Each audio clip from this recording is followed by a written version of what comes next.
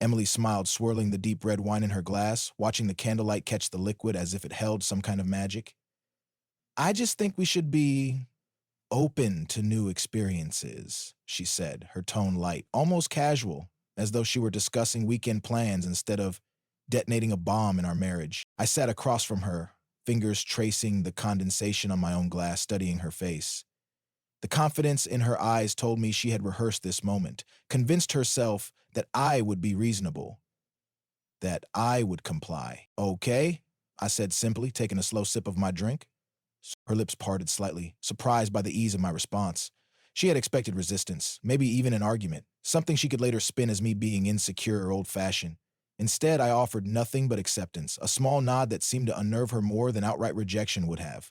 You're okay with it? She pressed, tilting her head. I mean, I know it's a lot to process, but I think this could be really good for us. Keep things fresh. We're both still young. We deserve to experience more, don't you think? I held her gaze unwavering, unreadable.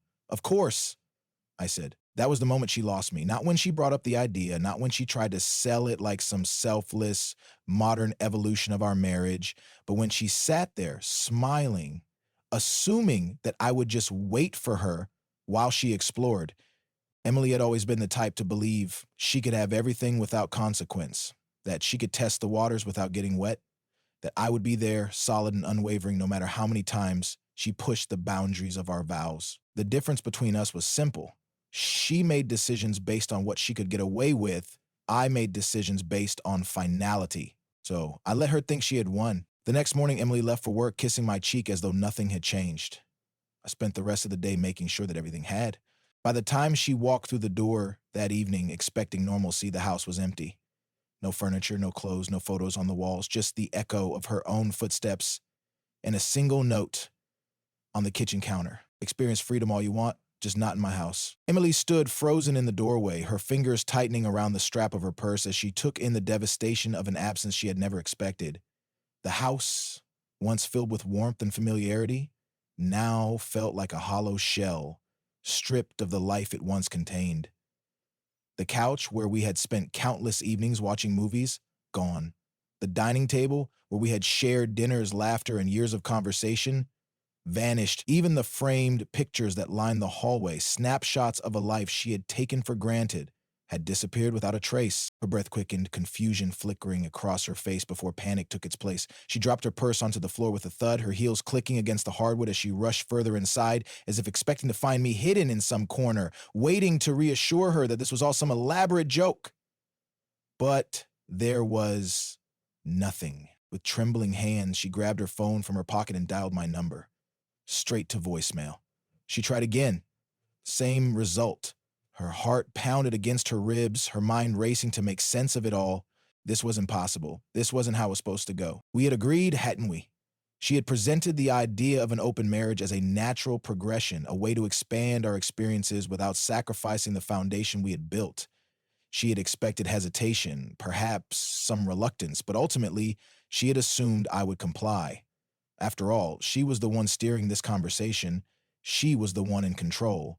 Except she wasn't. Her fingers curled into fists as she moved toward the bedroom, yanking open the closet doors with a force that rattled the hinges. Empty. The neatly arranged rows of my shirts, my suits, my shoes, all gone.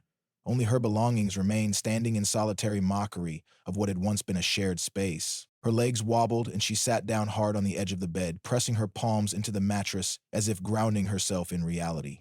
She could fix this, she had to fix this. She opened our banking app, fingers flying across the screen, but the sight that greeted her made her blood turn to ice.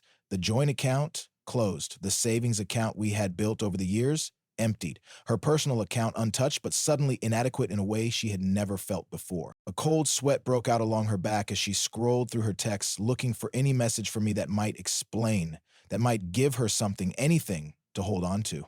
That was when she saw it. A single notification, a single message. Experience freedom all you want, just not in my house. Her breath came in short gasps, her fingers loosening around the phone until it nearly slipped from her grasp. She read the words again, as if their meaning might change, as if they might bend to her will the way she had expected me to bend to hers. But they remained the same, unwavering An absolute. Emily had believed she could play with fire and never feel the burn. She had assumed that I would be the safe harbor she could return to no matter how far she strayed. But she had miscalculated, and now, for the first time in her life, she was truly alone. She tried dialing my number again, straight to voicemail. She tried calling a friend, no answer. Another friend, a message instead. I don't want to get involved in this, Emily. Her stomach twisted. When had the narrative slipped from her hands? When had she become the one scrambling for stability while the ground crumbled beneath her feet? She gripped the phone tighter, typing out a message she never thought she would have to send. Ryan, let's talk, please. She hit send, watching as the words appeared beneath the cold, indifferent Sunday. Delivered. But there was no reply. For the first time, Emily felt the weight of true solitude pressing down on her, suffocating in a way she had never imagined. She had asked for freedom. Now, she had nothing else. Emily sat motionless on the bed, her mind reeling as the weight of her reality settled over her like a suffocating fog. The room around her felt unfamiliar now, like a hollowed-out version of the life she had once known.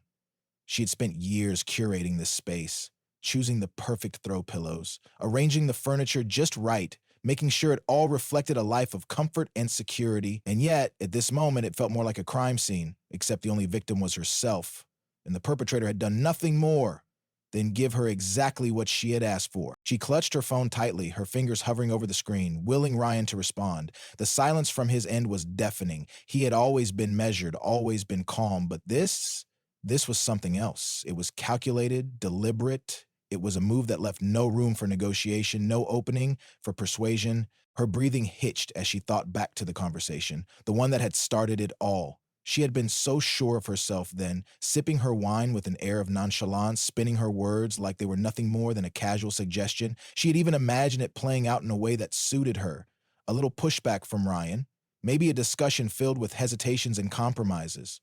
But ultimately, she had believed he would agree. She had assumed that even if he wasn't thrilled about the idea, he would tolerate it because that was the kind of man he was. Loyal, steady, predictable. Except she had never truly understood him, had she? She had mistaken his quiet nature for passivity, his lack of argument for agreement. What she hadn't realized was that Ryan was never the type to fight battles with words. He was the type to make decisions with finality, to move in silence until the checkmate was already in place. A wave of nausea rolled through her as she stood up, moving to the kitchen with unsteady steps. The emptiness of the house gnawed at her, each missing piece a fresh slap to her pride. She opened the cabinets, half expecting to see the familiar sight of their neatly arranged dishes, but they were gone. The silverware? Gone. Even the coffee maker, the one Ryan used every morning without fail, had vanished. The refrigerator door creaked as she pulled it open. Barren shelves stared back at her. A single bottle of water sat in the corner, mocking her with its lonely presence. She slammed the door shut. Her mind raced. Where had he gone? Had he planned this long before their conversation? The thought sent a fresh surge of panic through her veins. How long had he been preparing to leave her? Had she been so caught up in her own desires that she hadn't seen the cracks forming beneath the surface? Her feet carried her back to the bedroom, to the nightstand, where Ryan had always kept a few personal belongings. His watch, a notepad, his cufflinks. She pulled open the drawer, heart pounding, empty.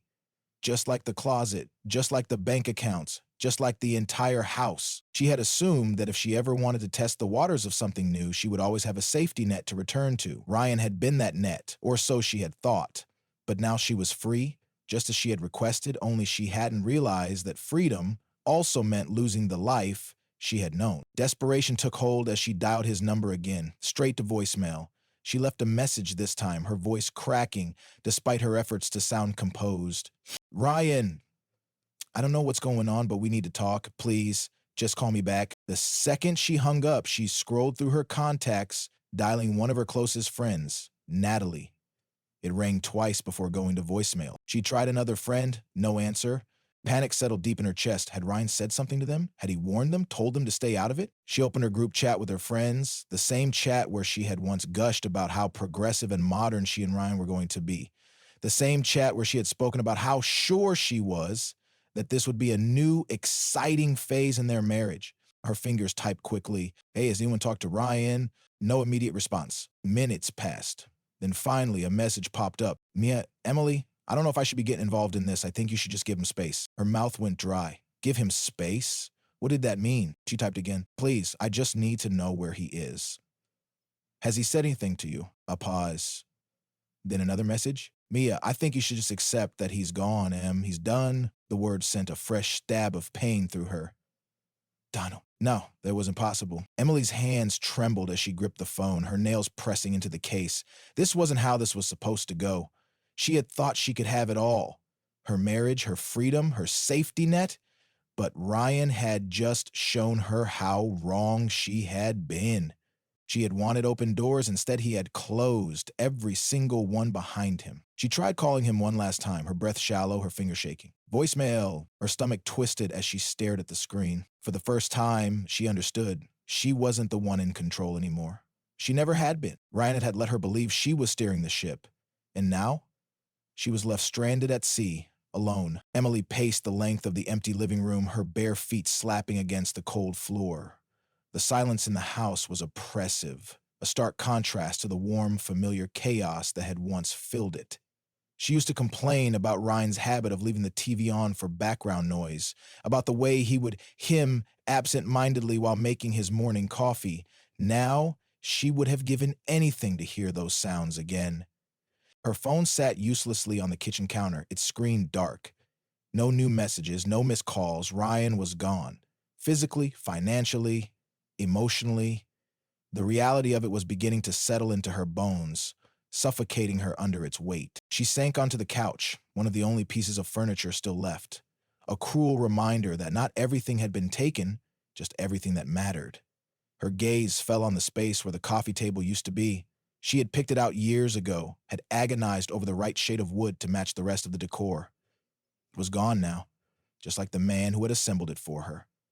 The man who had loved her so completely that she had once believed he would never leave. How had she been so blind? She had thought she was being bold, progressive. She had imagined herself as a woman ahead of her time, someone who could have it all. A loving husband and the thrill of new experiences. She had framed it as an evolution, an opportunity for both of them. But Ryan had seen it for what it really was, betrayal. Her stomach twisted as she reached for her phone again. She opened their old text thread, scrolling through the last messages they had exchanged before everything unraveled. Just a few days ago, he had texted her about picking up her favorite bottle of wine on his way home. Saw this at the store, thought of you, should I grab it? Her reply had been short, almost dismissive. Sure, if you want. She had been distracted, lost in the excitement of the possibilities her newfound freedom had promised. She had convinced herself that Ryan would adjust, that he would eventually see things her way. After all, he had always been so patient, so steady. But patience wasn't the same as weakness. She understood that now. With shaking fingers, she typed out another message. Ryan, please, can we talk? She hit send and watched as the message turned from sent to delivered, but not to read. She exhaled sharply, her pulse hammering against her skin. What had she expected? That he would come rushing back the moment she asked? That he would reassure her? Tell her he just needed time to think? No. Ryan had made his decision. The clean, methodical way he had vanished from her life told her everything she needed to know. This wasn't a reaction.